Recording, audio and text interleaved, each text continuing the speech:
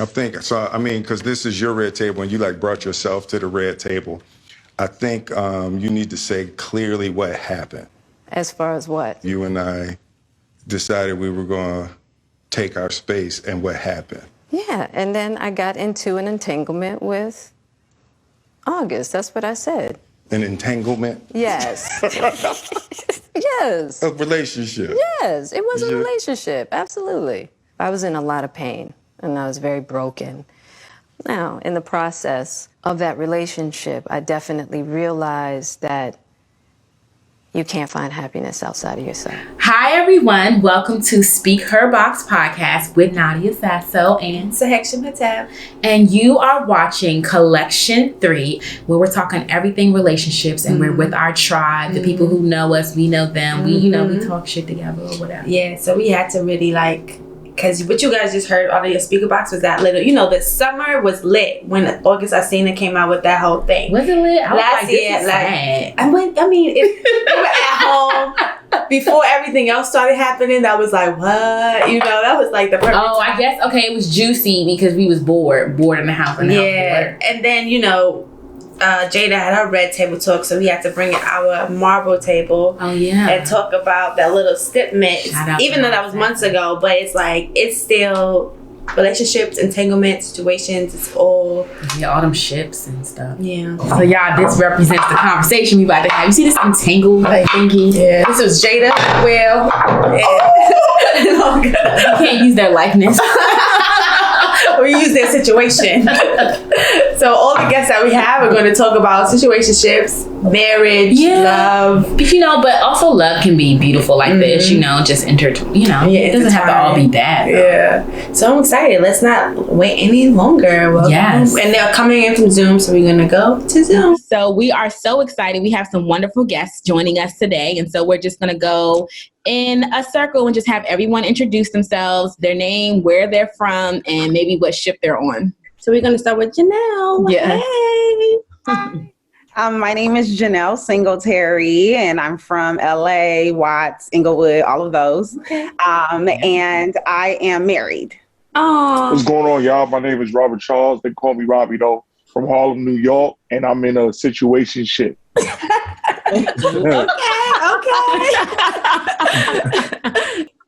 Hello, everyone. My name is Tony Milan. I am from the DMV. Yes, all three. And I am in a dating ship. Hi, everyone. I'm Jess Blaze. I'm originally from Boston, but I'm in LA now. And I could say that I am in a ship with myself. Okay. Yes. So I'm Dillon Robinson, also known as Quote Oneself. And I'm from the DFW area, Fort Worth, Texas, to be exact. And I'm in a great relationship. Oh, yay. Love that. Yay. So that kind of brings us to our first kind of round table discussion for you. How important is self-awareness and emotional intelligence in your relationship? She's getting straight to you didn't even give a No, because I need to know, okay? I just got out of situation, and I need to get in a relationship, so I need to know. Yeah, so if I can get your question correct, what's the importance of emotional intelligence in your relationship? Right. And I believe that that's very important. I speak about emotional intelligence all the time. I've created a 5 essential needs, and emotional intelligence is one of them, because I know men just being in a relationship with a woman, and we know that women are more emotional than what men are. Yep. We have to have emotional intelligence to be able to understand her and feel what her emotions is about, and not brush them off because we are not as emotional. Love that. So why you think that? Okay, so why you said we are not as emotional? Can you break that down a little bit? We as in who? Men are not as emotional as women are. Cause you know what? You know the saying is women are emotional creatures, right? Mm-hmm. I know we've all heard of that before, and that's actually correct. Because me myself, I'm not an emotional person, and I'm not a mental person. I don't overthink things, and I don't gravitate and get into my emotions a lot, if any. But I feel like you, but I ain't a man though. Yeah, and that's true. Question: Is it about? Like it's not all, but Is the it about being majority. emotional or expressing emotion? I don't know if I buy that men are not emotional. I think you guys do experience emotion. I didn't say we're not emotional. Okay. We are less emotional than what women are. Okay. Oh. So that takes me. That takes me into like a question for Rob, because Rob has a little theory, and it kind of lies with that love is a mental illness. So is it because Love is a mental illness. is it because women are more emotional that you believe today? love is a mental illness? Is that why? Because we lack emotional, as we're not as emotional intelligent. Nah, for me, I just feel like I say that a lot, but like really what I be trying to get at is just, I feel like love and insanity goes hand in hand. Like I think common sense goes out the window when you're in love with somebody, and love don't necessarily mean a relationship with your significant other, but for your family or anything like that. So what happens is when things happen that touch home, you become a bit of an empath, and you start to, you start not to think, you start to act out irrationally. And before you know it, you're in a situation, and then when you take time to reflect and look back at it, that if you had a calmer head, that you would handle things differently. So that's why I tend to say that love is a mental illness. That's different. That's very different. Anybody else could chime in? But I think a lot of that is when you act out and you're emotional because you're in love. That depends on what that person is doing. And it also depends on your self-love as well. Because if this person is doing something that's going to make you act out emotionally in a negative way, then you need to love yourself out of that situation and out of that relationship or situationship, datingship, or whatever it is. Because a person shouldn't make you do something crazy because you're in your emotions. Unless you're just a crazy person and you just super emotional. I was just about to say, unless you're crazy. Unless you're crazy, it's hard to hold and hide that crazy when you are emotional. I feel like when men and women speak on emotion, women speak on emotions from their gut. Men speak on emotions from their actual actions. It's two different things, because women were always looking for actions and to play along with how we feel. Men are the opposite. They look for emotion in what they're actually doing versus how they're feeling, to make sure that they're doing the most to keep that woman's attention and to make sure that she's being happy, but also miss the part that we still want to see it instead of and feel it versus just feeling it. You see what I'm saying? If that makes sense. Just I how have do you something to feel? say about that. I just feel like the emotional part, a lot of it has to do with upbringing. Do you know what I mean? If you're not tapped into emotions of like another human being, and you're saying, "Oh, I'm not emotional," or whatever the case may be, I feel like you can't emote for another person, or you can't feel for another person if you did not receive that as a child, or if you did not experience that. I just feel like to say that you have no emotions is just like not true, because you're a human being. So you're going to have emotions. I just don't think that women are the only emotional creatures. I know women who are A-type that don't really emote like that. They're about their business. They're very much absolute when they speak and when they feel or whatever. And I don't feel like a human saying that I'm not emotional. Then why be in a partnership or relationship with somebody if you don't have an emotional element to yourself? What is that? You can't be with someone else. I totally agree with you, Janelle. I think we have to make a distinction between what emotions and expression of emotion, because I think really what we're getting at is that, yes, a man might not emote in a sense of I'm going to cry or I'm going to yell and scream at the moment of I'm having this emotion, but you experience those things, right? You definitely experience those things, especially even when, host a podcast situationship. So I look at all these like things that are not working. And the way that I've seen men even emote is that he may not cry to you, right? He may not cry, but he'll make the song cry, right? He'll call you, he'll text you, he'll find ways to get at you. So I don't know if it's about women being emotional. We will express when we feel that emotion right then and there, but versus men will send their boys, or like we'll send up, we'll call you, right, or do things, right? We'll send flowers, Tony, about acts of service as a means to emote. But I don't buy that men are not emotional. If anything, I've been in situations where men have been expressive more than I have. May not be in the same way. Like, he's not gonna call me crying, but there's many different ways in which we express that, and I think we do ourselves a disservice when we think about emotion or expression of emotion in such a finite way, right? Because a person's not crying or yelling or screaming, a lot of the emotion is internal, right? So they will battle their mind. It then manifests into toxicity, because I think, Rob, what you were describing is like love as a mental illness. I don't believe that's love, right? I believe that that's another way of emoting a feeling that you're having that you're not prepared to have, right? So that's why you call in 20 times. That's why this person is going crazy, because they're not understanding the emotion they're having for this other person. But I don't think that's love, because imagine you're not like that with your parent. Well, I don't know, right? Like, ideally, love is supposed to be patient and kind. And I see that across the spectrum when it comes to parenthood, friendship, and your partner. It doesn't change because you want, are we allowed to swear? I don't know. Oh, okay, cool.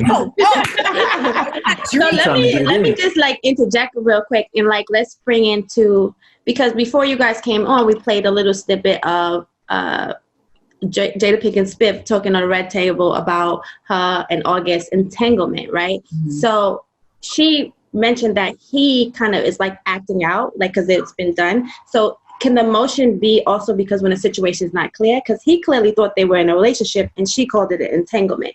So I feel like that also creates chaos within the situation when the two partners are not clear exactly what they're getting into, or one wants something and one wants another thing. Like Rob said, he was in a situation. Jess, you've been in the situation. Has your partner ever been like confused about if you view it as a situation and they want a relationship? Oh, that's deep. I mean, that's why you. Rob is like, no, she clear, she knows. That's why you very much so clear. Here, right? Because the thing is not connecting. Like, you believe it to be one thing, your other person believe it to be another, and yet there are emotions involved. That I think in August's case, he's emoting his disappointment, right, and his heartbreak. He's not crying, so he's going to let the world know, right? I had her. Because because getting into that sense of ownership is like, I know what I had. So you might be wrong in what you calling me entanglement, but I know because I was in the sheets with you. You know what I mean? So that is a form of, there's a disconnection when it's a situationship, and that's another form of emoting.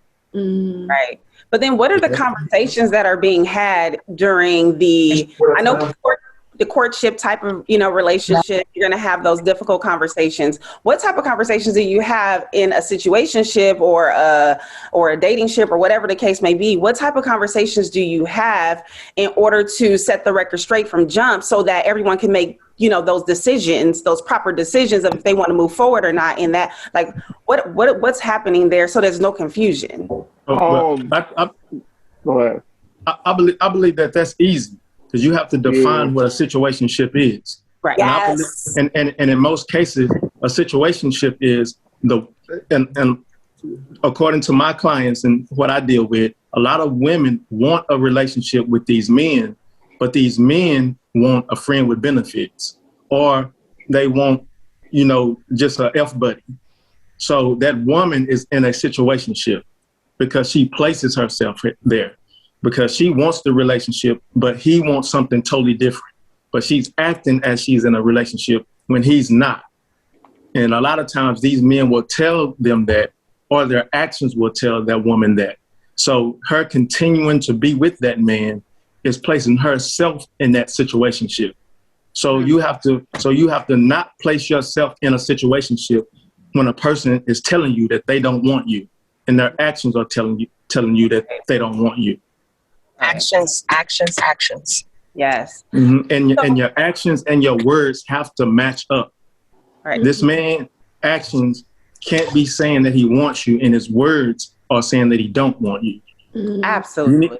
You need to take his words of he don't want you, even though he's coming over to your house. Even though he's taking you dating out the to dinner? narcissist who his words and his actions are gaslighting you to believe that? Say that again. Well, what was the question? It's not going to last What was the question? Because I said, I know there's been situations of, guys like saying one thing, acting one way, but they're really just gaslighting and narcissists, and you're confusing that with their actions aligning with their words. Well, gaslighting. That's when you have to take the glasses off. Stop being blinded, and that has a lot to do with, unfortunately, I see it a lot, and especially women, we want something so bad that we ignore the signs. And when you see a sign, you have to understand that sign. And when you see a sign, that's when you choose. Say, okay, I'm going to play this role. I'm going to do this because this is good for right now, or I'm going to leave and because this is something that I do not want, and I see the red flags and I got to go. It's the idea of actually recognizing it's a red flag. Am I going to turn this red flag green so I can hit go? Or am I going to make this red flag stop and I got to leave, I agree with that. But one question for you guys, and I don't know if any of you ladies have heard this from, your tribe or the women that raised you or anything, but in my family, the women, they teach, make sure that man love you more than you love him. We heard that. That's something I was taught from a very young age, and no disrespect to the men or anything like that. I've even said this to my own husband, and he has girls, so he gets it. You know what I mean? But if you're gonna move into a relationship, you have to communicate. Like as basic as that sounds, that communication of this is this in black and white, blatant, like this is what it is. That conversion has to happen, because when you got feelings involved and stuff, and let's just say you're in a situationship, to me, I don't really know, but a situationship is I can go mess with other people or I can go date other people. Is that like a situationship, right? Like, I'm at that's expert. No, that's not necessarily. A situationship is one party. I just say the woman wanting a relationship with this man, and she's acting as if she's in a relationship. She's not seeing no other man because she's just in love with him and want to see him. So why not just call it a relationship? But he is telling her, I don't want a relationship with you. And he's seeing other people, other women. Yeah, but I think it could be just, so I'm not trying to be devil's advocate, but I've definitely seen situationships where the man is more eager and the woman is like, that's on pause. That's true. Okay, I got other things going on. So I just want to be clear for our listeners and people not understanding, it's not just one-sided. It could be the flip. And then also I've seen on the flip, because it's the flip and it's not expected in that certain gender role, the men really go crazy. Now, I don't know about, now we could also bring into it, I've also seen it in, same-sex relationships as well. You can't really put it on there, but it's just saying like maybe one party could be interested and one not. But it also could just be like you're defining things as you go too. I've seen that be situationships, and I've seen them evolve. Some of them end up nothing, and some of them actually evolve into a full-flown, marriage because they took their time to be friends. So absolutely. I think it varies. It's a very fluid term, I would say. Mm-hmm. But how do the men feel about that statement I made about make sure that man loves you more than you love him? How do you feel about something like that? Well, with me, I wasn't raised up in a household with my dad, but when me and him reconnected in my teenage years, he told me the opposite. But have I heard that? Absolutely. Yep. My grandmother telling my cousins and things of that nature or whatever, make sure that man loves you more than, you know what I mean? Or, yeah, he's into you more than you are to him or whatever. But my father, he told me the opposite. Mm. So why your father say that? Tell us, please. Say that again? Why your father told you that? Why? Well, to be honest with you, like I agree with what y'all was saying earlier about like there's nobody that don't exhibit or have emotions, right? Mm-hmm. But I think the term creatures of emotion and that being more of a thing that relies with women is what the young lady was saying earlier about being in a situation and seeing flags, but not seeing them. You know what I mean? So when my father, you know, not to dwell too much into him, but by the time he was 12, both his parents was dead, right? So he went into a situation, I guess he grew up and kind of raised himself. And based off his experiences and stuff like that, when he started procreating and having us, that's just what he told me. Like, he was just like, yo, listen, like, it's going to be certain things that you know to like, you know, express to a woman, and that she'll be able to show you that she's down for you. And there's just certain things that she has to do in order for you to know that she's the one. And when I was younger, when he told me that when like 15, 16, like, you know, like, I've been moving how I've been moving up until that point. Like, what this dude talking about? But, you know, being an adult now and being in several situations, relationships, things of that nature, like, to me, it just makes sense. Like, and I just think my environment and where I was raised, to be vulnerable is to be weak. So, you know, let's get into that. Yeah, so All you know, the women. so for sure, you know what I mean? I grew up in St. Nick Project, you know what I mean? And then, you know, like, I was always told boys don't cry, men don't cry. And then when I get to a point where I become a man and I don't cry, I don't show nothing. Like, it started from young. Yeah. Yep. That's a great point. Yeah. Mm-hmm. Like, we always, I'm sorry, we always have to learn a person too, but always leave room. And I think this is something else that goes missing. Leaving room for a person to learn themselves. It goes back to self-love, but understanding who you are and where you came from. Because of the simple fact of that story alone, you know, so your dad lost both of his parents. He missed that type of love, right? So that's all he knows is that missing piece. So now he's transferring it over to his kids because that's something that he missed and something that he gravitated to himself and learned about himself. But he probably didn't even understand while teaching his kids, oh, I lack that love because I lack the love of my parents at a young age. Absolutely. You know, like, it goes so deep. It goes so deep. Mm-hmm. Nah, absolutely. And then also it's crazy because, like, my mom's is a nurturer, like, very emotional cancer. You know how they are. All the cancer, hey, for the cancers. Yeah. So no, but like, what happened was I grew up in a household full of cancers. I'm the only Earth, so I'm a Virgo, right? So what happens is, I see her overreact, like, when she misplaced something or something is playing on her mind or anything like that. And like, when I'm young, I don't understand it. I just know mommy yelling and I'm on to retreat and, you know, get away from it, or at least get her to, you know, try to diffuse it in some form of fashion. Mm-hmm. But as I get older, I look at her, you know, acting out to whatever it is that's causing her to act that way. And I realized that worked for her. But like, I started to embody that because, like I said, up until maybe 15, 16, when my father came around, I thought that's how you would act. Or you supposed to act. You get what I'm saying? So for me, behavior, yeah, absolutely. So what happens is, like, I now see that they're comfortable being that way because that's how they operate. But for me, it made me much more, you know, cavalier, laid back, and realizing that, you know, there's no reason to act the way you act. So like, I think not only with my father telling me that, but seeing my mother act out all the time, I think that's why I have more of a cool, calm, collective approach to everything that I do. And of course, I exhibit emotions and stuff like that, but I'm way more logical and analytical, so I'm able to analyze things and try to come up with the best decision moving forward, as opposed to acting on how I feel in the moment. Because what you may feel is a fact because you feel it, but it doesn't make it valid. Mm-hmm. Yeah. Well said. And to go off of what you just said, I know when a lot of little boys see their mom acting out that way, they grow up and they act out that way. And that's emotions. Mm. So absolutely, there are some men out here that are emotional, but they are emotional in a negative way. They act out. They you know, verbally abuse their women. They physically abuse their women. That's him feeling emotional and expressing his emotions out in a negative way. So there are men that are very emotional in a negative way. And then there's men that are emotional in a sensitive way. Mm. And then there's men that don't display either of those emotions a lot. They not abusive. They don't yell at their woman because that's him feeling something, i.e. that's his emotions. He's expressing his emotions in a negative way.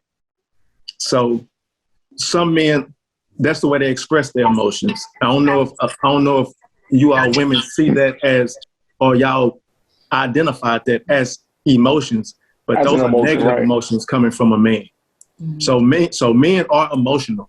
I know earlier I didn't say that men wasn't emotional. I just believe that men are less emotional than what women are. Okay, so go ahead. Sorry. So, who was about to say something? Oh, I was. Okay.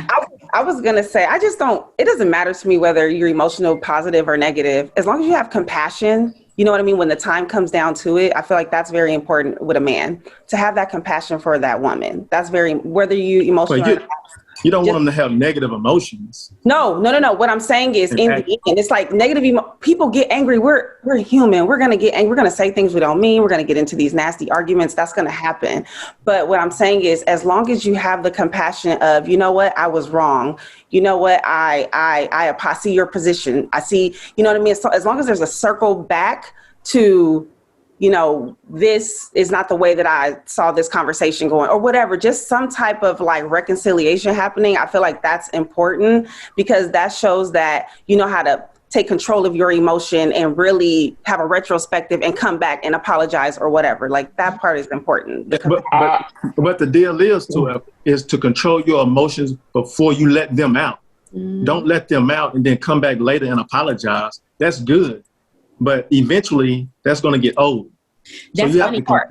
So you have to control your negative emotions if you have them before you even let them out. When you see yourself spiraling down that road and you're like, oh, I'm about to act out, you need to calm down and say, hey, I don't want to talk about this right now. Give me a minute. Let me calm down and go in the other room and we can, you know, reconvene in 30 minutes. Yeah, and when to express them and how, and, you know, in order to get your point across, because if you become too early, you can really do some damage. So what I thought was interesting in the conversation we had so far, I don't know if anybody watched Malcolm and Marie, whether y'all liked it or didn't. Oh my goodness. But I didn't get to watch it yet. I thought that we could start talking about it. Sorry, Rob, we ruined it for you. But I thought the basis of the conversation was mostly about communication, the bad understanding. I think we touched on this earlier, but I really want to bring it back up. The baggage, your upbringing, how what your parents taught you, how you communicate. Do you have effective communication? Are you practicing emotional intelligence? And are you being are you being honest with yourself?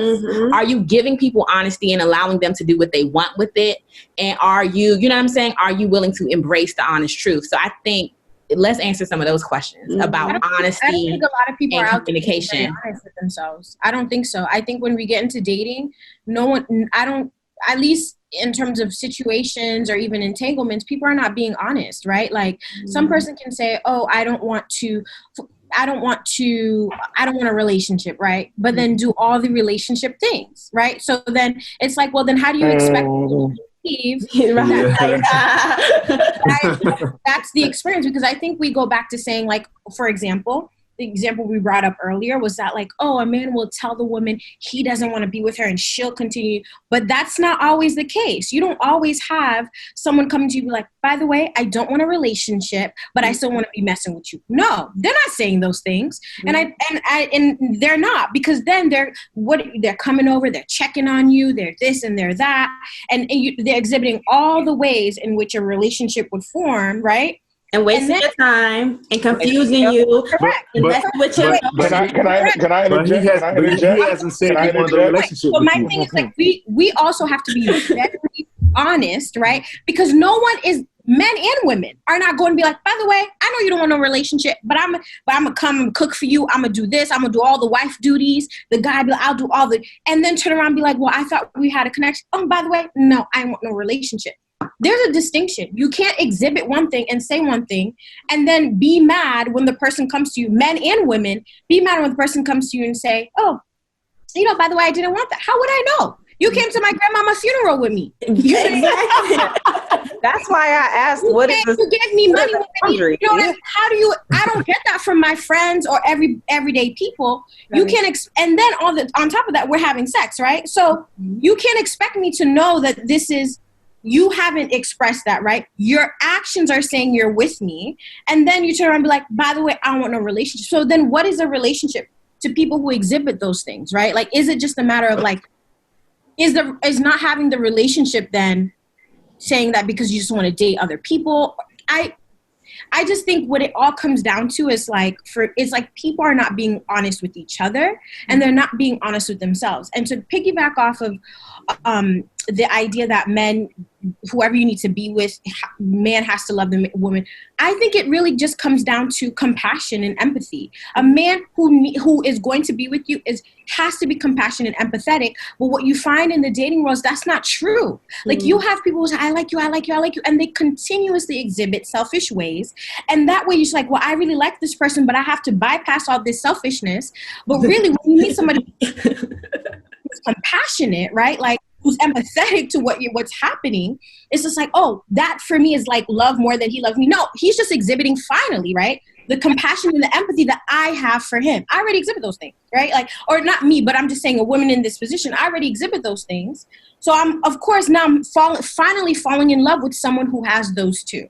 Mm-hmm. So I don't know if it's a matter of like, oh, he loves me more. It's just like, at least when something's coming up, he's not yelling at me, screaming, who you with? What nigga you with? Right. That is not normal. Like, hey, you understand? Here's this and that. And one thing I think, and even my conversations with other guys, it's like, there's no purview and understanding. Like, you may be like this, you may be like that, but other niggas are not. Mm-hmm. They are not out here dating these women in a pure way. It's just like, I'm going to get what I need to get, or even if it's not physical, I'm going to get the emotional support that I need, but I'm not going to give it back. Great. I know, just to answer some of the things that Jess was saying about, like I said before, a man's actions has to match up with his words. And if a man is not telling a woman that I want to be with you, I want to be in a relationship with you, but he's coming over to the house, y'all doing whatever y'all doing, he went to a funeral or whatever the case may be, that's because you may be a great person, like, and a great woman, but for some reason he just don't see a future with you. You don't have that oomph that he needs. And women the same way. Some of these men that y'all deal with, they don't have that oomph that you need. I don't know what that oomph is, but you know it when you feel it. And whatever that man is doing, it's not going to be like, you're not going to feel it because something about him, it just don't do it for you. So you're not going to be in a long-term relationship with this guy. And that's the same thing for men. So a man can see you as a great woman, a good person. This man might even see you as a great mother, and he have children with you, but this man will never marry you. Mm-hmm. This man is displaying to you that he don't want you. Mm-hmm. Something about you is just not his type, or you don't have that spark that he needs. Mm-hmm. And a lot of times these men will continue to have these women in their life, have kids with these women, and these women are in love, don't know why this man never had a relationship with her, don't know why this man kept cheating on her. Mm-hmm. He said he like, you begged him into a relationship, and he said, okay, we're in a relationship, but he continued to cheat on you. And that's because he really didn't want to be with you. He was cheating on you, trying to find the woman that he wanted a future with. Mm. But you just so happen to be there and be such a good person to him. And he didn't, like, men are not, a lot of men are not assholes. They're going to accept your benefits that you give, and they're going to know, hey, this woman loves me. I'm going to keep this woman in my life. Even though men shouldn't do that, if a woman has that much emotion for you and you don't feel the same way, you should let her go. Mm-hmm. But a lot of men don't do that. Mm-hmm. And that's a whole nother concept of what I got into, why I got into what I got into, because I noticed that from women. Mm-hmm. And I was wanting a good woman, but a lot of these women was dealing with men like that, and these men were damaging them, and they was having trust issues or whatever the case may be, or had, multiple baby daddies that was all trash. Mm. And I'm sitting up there looking like, well, why did you stay with these guys for 5 to 10 plus years? Like, why did you do that? Mm. So that's why I got into what I got into. And I'm trying to coach women to recognize the actions of a man that don't want you. Mm. Recognize if he's not saying that he wants you, he don't want you. Mm. Because men know right away the woman that they want. Mm. Right away. Within the first 2 years, if a man wants you, he's going to marry you. A man knows if he want to marry you within that first year, he'll tell you, yeah, I'm going to marry you. picture all of the men and the couples that have been married or that are married, how quick they got married. Majority of couples that are married got married quick, well within between 1 to 3 years they was married. Because they knew right away. That man knew right away, like, hey, so if you dealing with a guy, hold on, do women know right away? I know, because I feel like there's some situations where people they're together 10 years and decide to get married, but I don't think that's like a woman waiting on a man for 10 years for a proposal and a marriage. They get married. That ain't it. It's going to be her last option. And more than likely, it's her last option because they already have children together. She doesn't find anyone valuable enough to take care of her kids like their father. So she ends up going back. And she's like, you know what? All right, this is it. You know, this situation. I gotta disagree a little bit. That's the do for now. Let me get this one out real quick. Let me get this point out real quick. That's the what to do for now. That man finally marries her after his stuff don't work no more.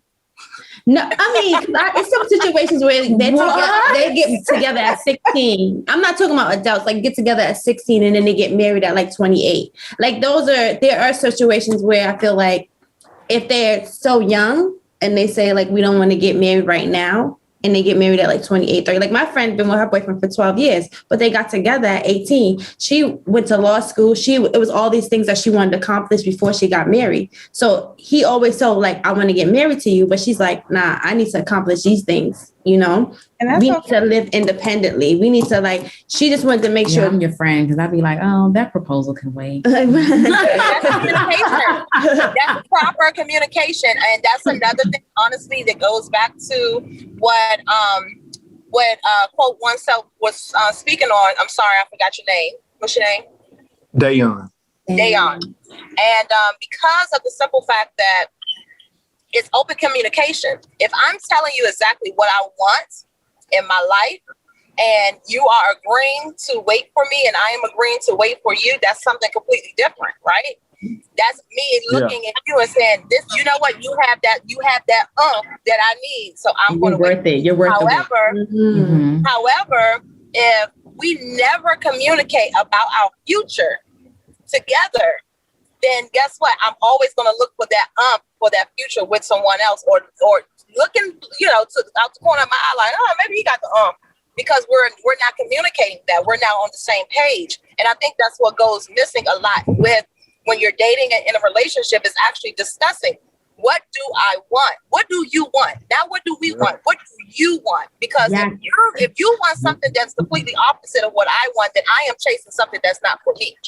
I agree. And that's important for numerous reasons. So not only for what do you got to, in order to compromise, people got to bring what they want to the table. Yes. So that's what ruins a lot of relationships. Everyone's like, oh, ideas and what sounds great, but no, what do you really want? What do you really want? Come up with a plan, how this is going to work. And then 2 is just growing together, because people are going to change. The person that you met in the beginning, 2 months in, 6 months in, 5 years later is going to be a whole different person. Whether it's you finding yourself, whether it's you constantly doing the work, internally, externally, whatever, your growth in your career, there's a lot of different factors. And so how are we growing together? And that's going to take communication. And some people grow apart. Yes. Now that I was about to say that, but no, I think y'all all make valid points, right? But I feel like at the same time, like I can't deter y'all experiences and how you feel like things work. But I feel like with men, we're creatures of visual. Like we see things. I think we know who we like. I don't necessarily think, or at least for me, I've never dealt with a woman and seen somebody and was like, damn, she's going to be my wife. Now, have I dealt with a woman after the initial meeting and learned to know her and start liking her and start seeing a future? Absolutely. But in the beginning, you don't know somebody. So it's no way that you can call that person or think that person can be your wife or I could be your husband, because now it goes from dating to us now living together and then getting to learn each other. And sometimes that might make us go astray, or we might be like magnets and be closer than, whatever it is. But at the same time, you have to learn who you are before you go out in the market and try to look for a partner that, and can't be selfish to the point where you want to get married, so whoever you get with, you know, they fit your preference, but that doesn't mean that they your preference based on personality or anything like that. I think a lot of us, where we get mixed up in is our preferences, and I think our preferences sometimes block our blessings. Amen. I agree with that. Rob, how long does it take for you? How long do you think it would take for a man to actually know that, hey, this is my future wife?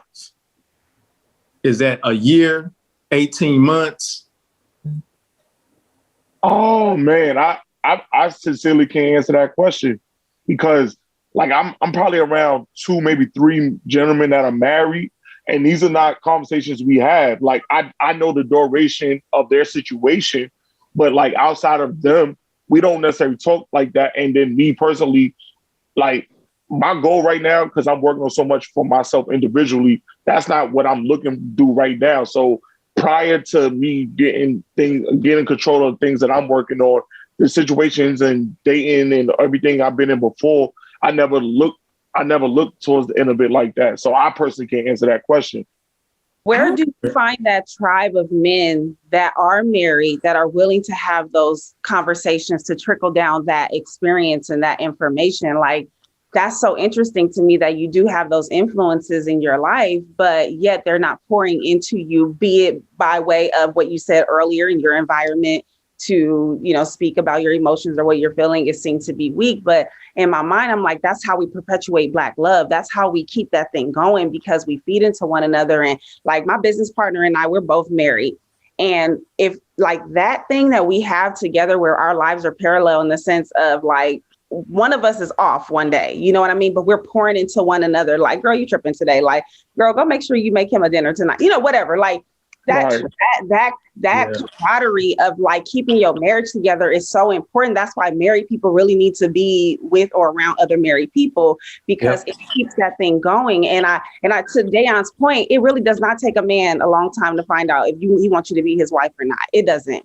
And to that point, it's just like, but in order for you to like, you just need that community. Like, where is that for men? Like, where is that community? Where is that community for women? Like, women want to puff each other up and like, you know, empowerment, that's great. But it's like, you know, I think that's awesome. But it's like, also women want love. You know what I mean?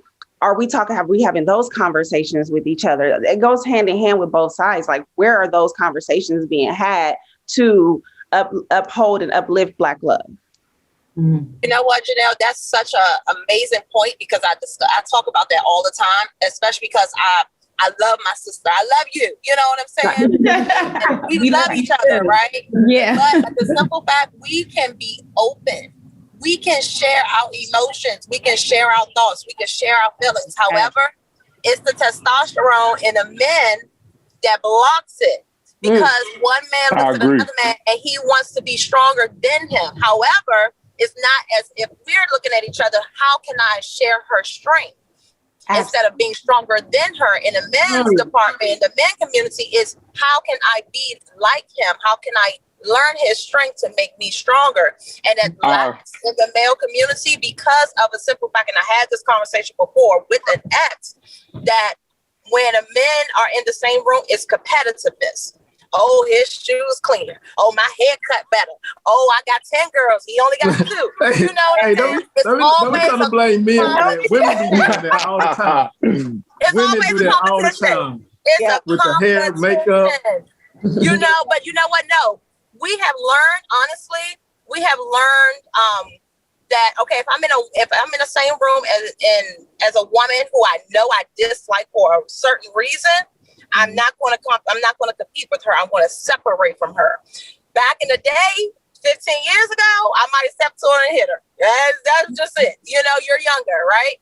Now that I'm older, I've learned to identify why we do not get along. And then I am looking at the other woman across the room and connecting with her because we do get along. We're not in competition anymore. The competitiveness is out of our room as women.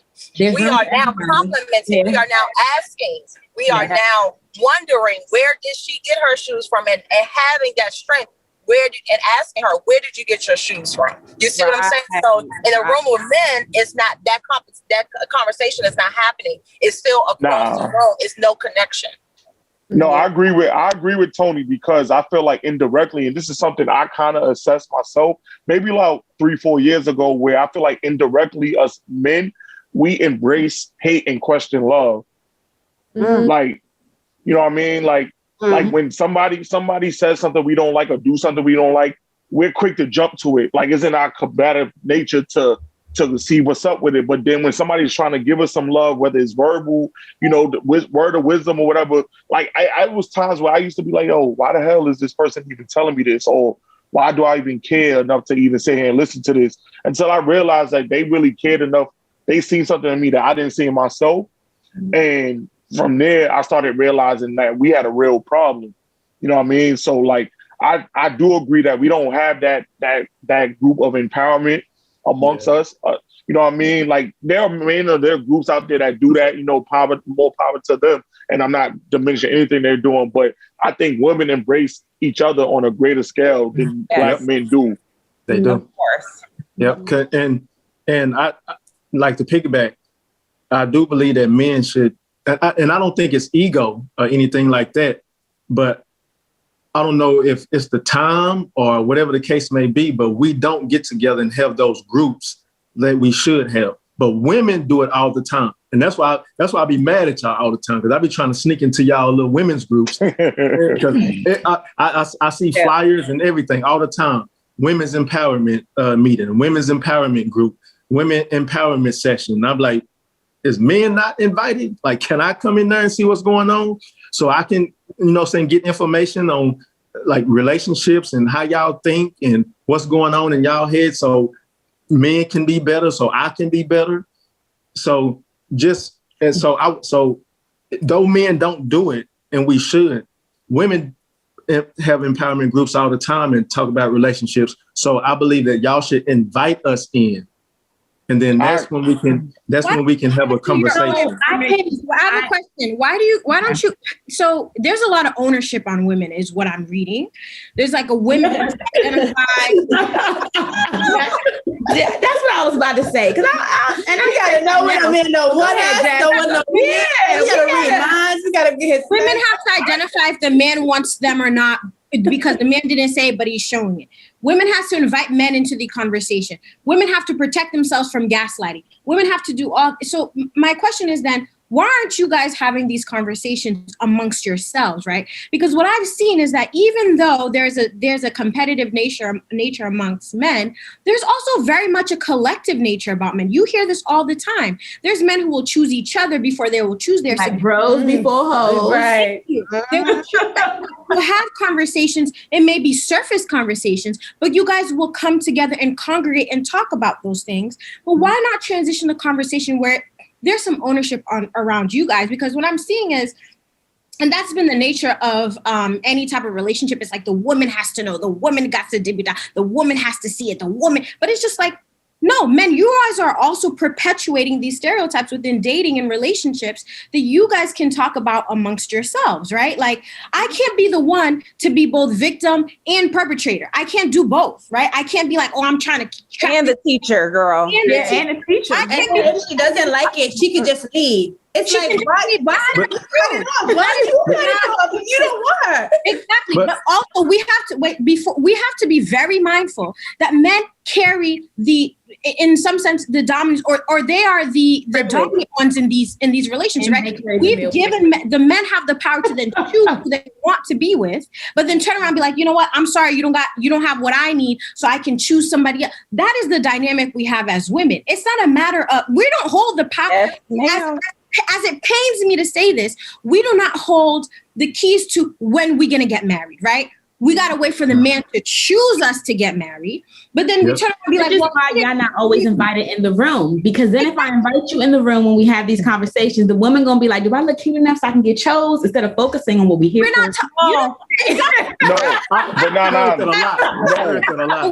So then we become, in some cases, we have to hear one way or the other, right? It's because a man didn't want you but then I also learned, men sometimes choose the woman because of where they are in life, right? Mm-hmm. They can say to themselves, well, you know what? I'm 45 years old. I've done my life. I'm going to get married. And the next person they see, they're like, you know what? I like this person. This is kind of cool. You know what? Let's get married. mean, of course, the woman has had to bring something, but most of it has to do about when the man decides it is what he wants in this moment in his life. So because it just blows me, right, to not as a woman, and I don't have kids, but to have a woman to say, I've been with someone for 10 years. This person has agreed to have kids with me, but I also now have to decipher that they don't want me long term, but they decided to have a child long term. That doesn't make any sense. I agree with you. I agree with that. And that's why the women need to invite us into those rooms so they can understand men. A man will do that. A man will stay with a woman for 10 years, have babies with her, and not marry her. What y'all saying is right. Right? I found a loophole, right? So what I do is like, I'm a content creator, right? So what happens is what I'll do is now I get like a lot of these women, they have podcasts. So whenever they have in these groups or whatever is going on, they give this information out. So like I'm on these platforms and they're telling me what's going on in these rooms. You get what I'm saying? So like I've learned as of late to be somewhat of an empath. Like I won't say that I was emotionless, but like I was emotionally cold. Like I just didn't care. But I realized if I want a partner or I want to invest in somebody, that you have to listen to somebody. So at this point, if I've been closed off all this time, like me being featured on different podcasts, different shows, things of that nature, that just like how men tell you exactly what it is that they want, women do the same thing as well too. So you have to. We're the one, Rob. We're talking all the time. We're talking all that brings me to like.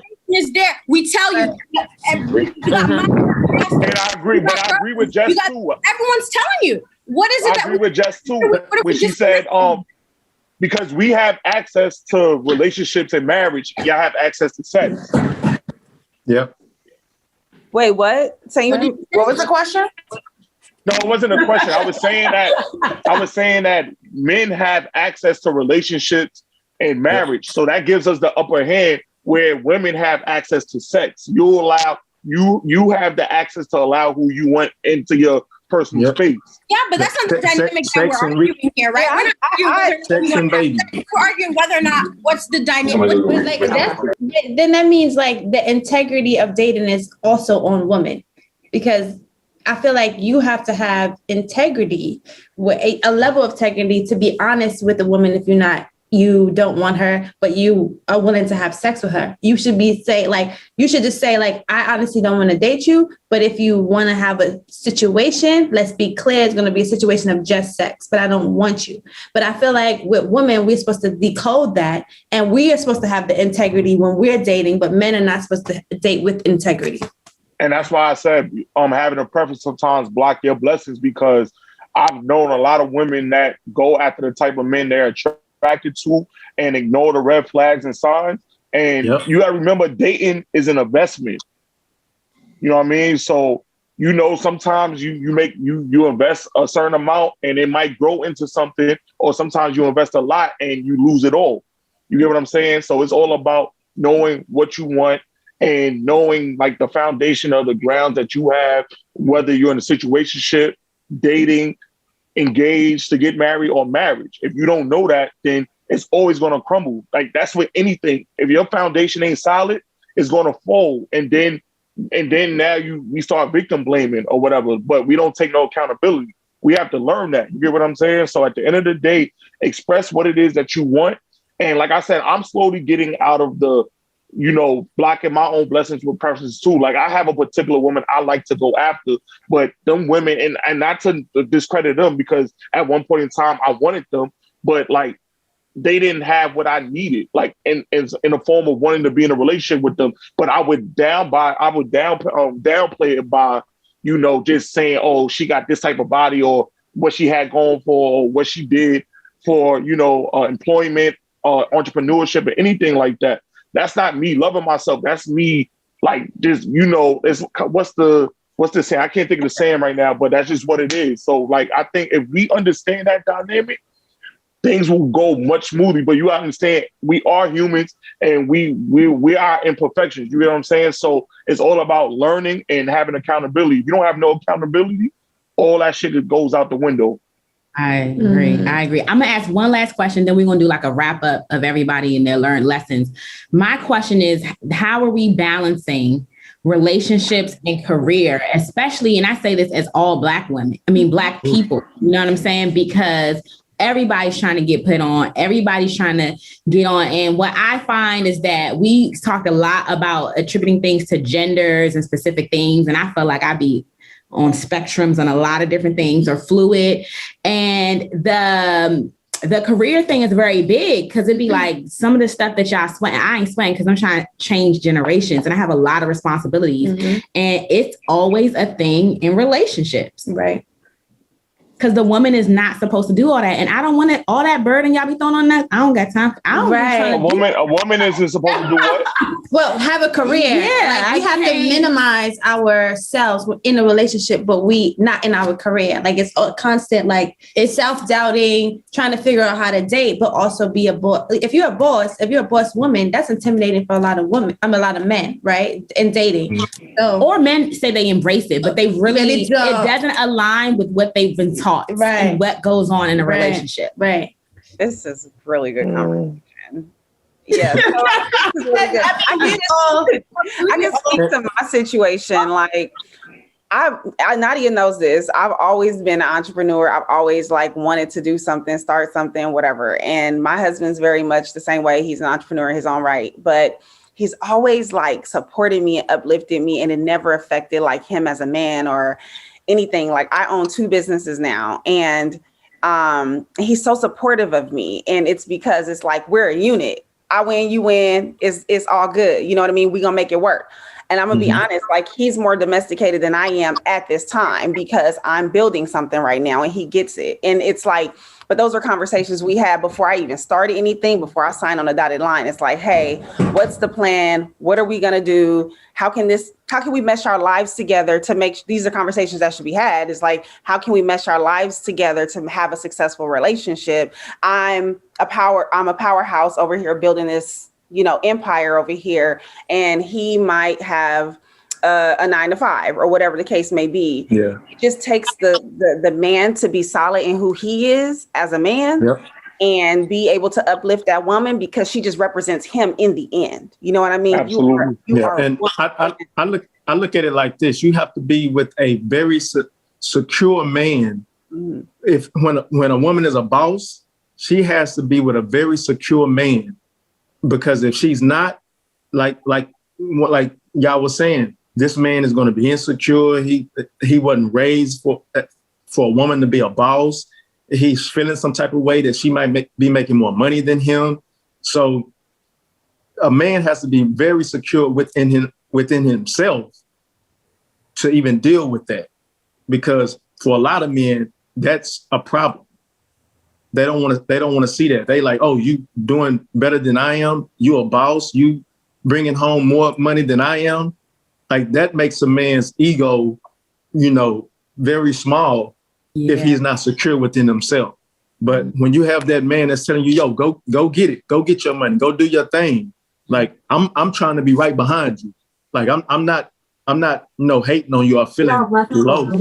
I'm trying to be right behind you. If you are, if you a boss and I'm still working a regular 9-to-5 or whatever, or I may be a boss as well, but in your career, you might be doing a little bit better than what I am in my career. There's no need with a secure man. There's no need for him to, feel a type of way, because y'all supporting each other, especially when y'all both love each other. Y'all both, y'all may be married or whatever, about to be married. Y'all both loving each other. So y'all both help each other out. And so it's funny because I think it goes 2 ways. So it's on the men, but then I've also, having friends that are in relationships or married, I think it's also balancing what in a contradictory way. How does your role change, and what are you willing to give up, and what does that compromise look like? So just for listeners, I will share some insight on that. But go ahead. No, I was about to say things that you may have to like when your woman is a boss, things that a man may have to do more of is housework. basically, and taking care of the kids more. So when a woman is a boss and she's out there and she's working long hours or whatever the case may be, he may have to come home and cook dinner, if that's what you mean by the balance. Because if she's used to being able to come home and cook dinner, but now she has to stay a little bit longer because she's opened up a shop or whatever the case may be, whatever her entrepreneur set is, she may need to spend more hours at the shop. Then he has to come home and, cook the dinner and get the kids ready to do their homework and for bed and things like that. So it's just a partnership. That's when you got that partner and that person that you really down for, and his actions is matching up with his words and hers is too. That's a partnership. That's good to know. So as we close this off, this was a really great conversation. We probably gonna have to have a part 2 because we didn't even get to half of our questions. I know. We only had your time. We had like 20. Y'all was getting it. But we do want all of you all to share, either a lesson you've learned from a relationship or whatever ship you've been on, and something you want to share with the listeners just to leave them with. We're gonna start with Jess. Yeah.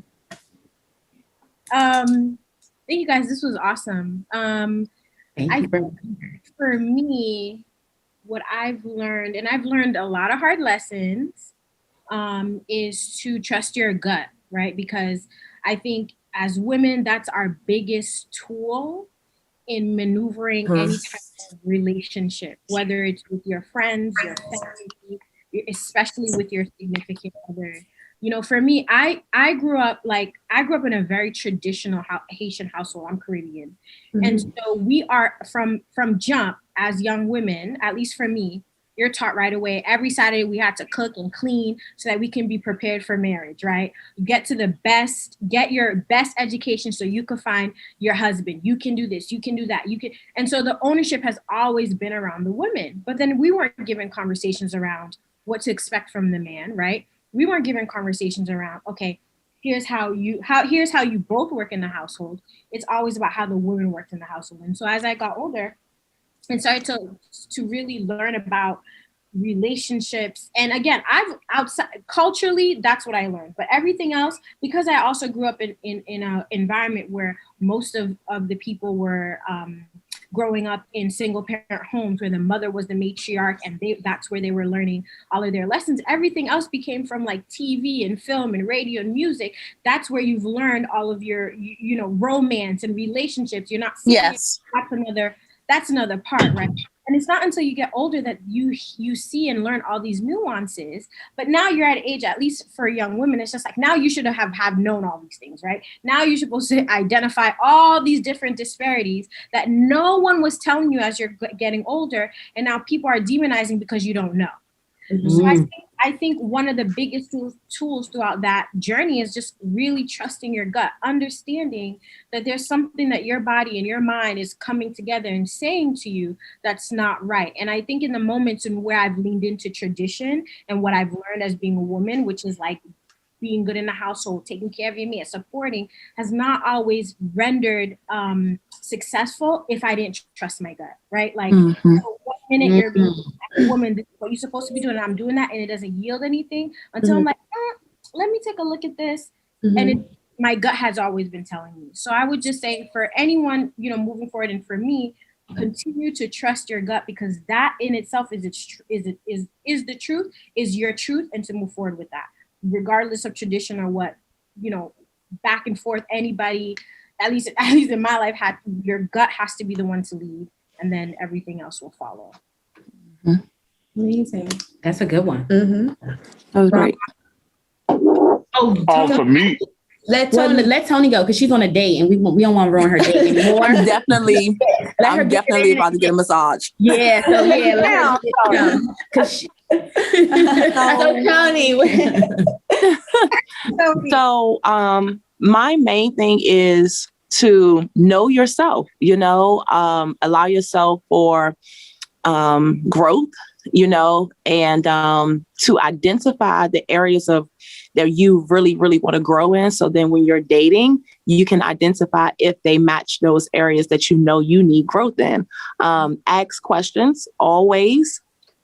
I think with dating, people are afraid to really learn a person through questions. So that question game is always imperative. That's something that I've learned in my older years now. When I was younger, I should have been asking these questions, but now I'm like directly to the point, because when it comes to honesty and trust and just to cut off like that short end of the stick, so you don't ever fall short on yourself and telling yourself, okay, is this make believe or is this a real thing, basically. But overall, just like Jess said, trusting your gut, and then going back to those red flags, like be real with yourself. If you see something that you do not like, don't make yourself like it. It's always going to be there. You're going to hate it, and then it's going to drive you to an entire different situation because you lied to yourself at the beginning instead of being truthful and honest. So that's my takeaway. Thank you. And enjoy your day. Thank you. Thank you. Bye, guys. Nice speaking with you. Nice meeting you. Nice speaking to you guys. Y'all saw some realness, and I can't wait for part 2. Right. Okay, bye. So we're going to jump to Rob in his situationship. That's why we're going to jump to you. Nah, but even in other, like, I've been in relationships before and things like that, and I just feel like things that I learned, and like I said, coming from my environment and then growing and being in a relationship, compromising doesn't mean that you're weak. Like I said, like they raised us to hardness and stuff like that, and like you realize all that stuff that you learned, we was raised wrong. So compromising, knowing that you can be vulnerable and express yourself, and I haven't even conquered that. But I've learned that's one of the components in being in a relationship. Those are things that you should be able to do. And I think sometimes you got to accept that, you can only accept things, but you can't fix them. Mm-hmm. Yeah.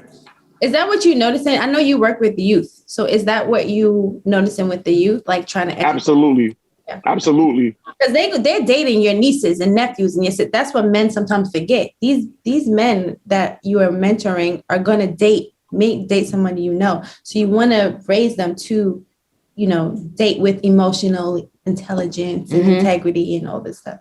Absolutely. Well, thank you, Rob. Janelle, beautiful. Hi. I think I've learned I was engaged twice before I got married. Oh, wow. So I learned a lot.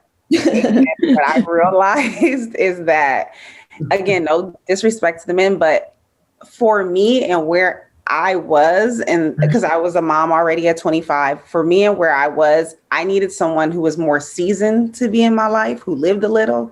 That was very important to me. And the reason for that is that in my family, I hung out with a lot of older people and things like that. And I saw a lot of marriages. I saw a lot of, and just the younger guys just didn't have those things that I needed in order to feel solid as a woman and to feel loved and appreciated and all those things. And I realized as I got older that I needed someone who was a little more seasoned in life and relationships and things like that. And I found comfort in that. And it's because when they have more experiences and when they live a little, you are able to have those difficult conversations and they're just not thrown under, swept under the rug or things like that. Like, being with a younger guy or guy my age, whatever, I realized those difficult conversations were like completely evaded. Like we did not talk about them. It was too difficult. It was too much. And I realized now that I'm older, always have those conversations because that sets the tone for where your future will lie in your relationship. You have to have those conversations about the most minuscule things. Does it irritate you when I clip my toenails in the room? Whatever. Like those minuscule conversations have to be had because you are becoming one unit. You're going to become this thing together. So you got to make sure you give and take. And I'm learning a lot more now that I'm older to pick and choose my battles. Everything ain't a problem. You know what I mean? I'm not going to always get my way. And that's It's something I'm learning more and more each day. It's like, do I appreciate that he does all these other amazing things, or am I pissed off because he keep using my good towels? You know what I'm saying? Like, I don't want to keep going back and forth. That is real. That's real. You feel me? So it's like, I have to really pick and choose my battles. And just like talking to all of you and some of my friends, I'm realizing like the terrain right now during the dating scene is tough. But I just want to say to all of you, like, hang in there. He is there. She is there. They are there. It's going to take a lot of selflessness and a lot of communication, overly communicating at times. Mm-hmm. Thank you. Thank you. That was all good. right. Quote oneself. You got to leave us with a good quote. It's already my turn? Yes. Okay, so I want to leave everybody with 4 words. Mm-hmm. Which is recognize, love, identify, and remember. Mm-hmm. So I want you to recognize the actions of a person that don't want you. Mm-hmm. I want you to love yourself out of that situation and relationship, and then heal yourself. And then I want you to identify those red flags that you overlooked and that you missed, and I want you to create boundaries for them. And I want you to say those boundaries out loud.